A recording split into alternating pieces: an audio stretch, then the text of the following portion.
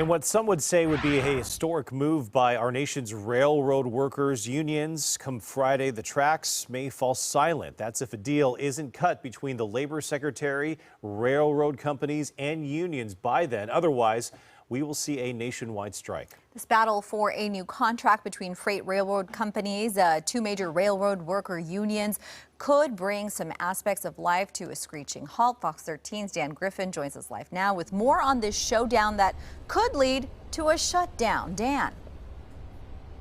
Hey, good morning to you. You know, if a strike were to happen, it would be the first national railroad strike to happen in 3 decades. It obviously has the potential to affect life in so many ways, and much of this comes down to disputes over pay and working conditions. That sounds familiar. That's what a lot of strikes are about right now, as labor unions are describing companies of corporate terrorism. A major issue, according to union workers, is being punished for going to doctor's visits or dealing with family emergencies.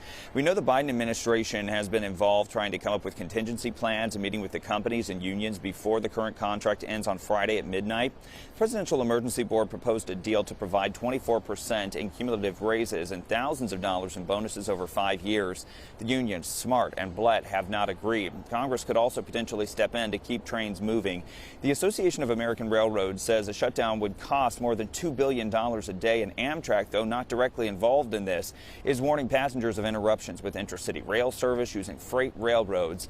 And it's not just goods or passengers service, but even trash transported by rail could be affected, such as in Snohomish County. When we don't get empty containers, then we have to stockpile solid waste on our transfer and recycle station floors. And right now we've had to start doing that for the last few weeks.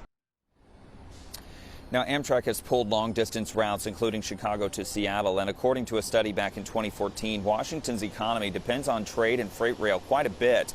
It says that rail supported 342,000 jobs and obviously involves moving a lot of things, including everything from airplane fuselages to food and goods. And right now, all eyes are on these negotiations, wondering if they can be reached, a deal that is, by Friday at midnight with that deadline. Otherwise, the effects of this could be felt widely across the country, reaching everything, including your checkbook and wallet.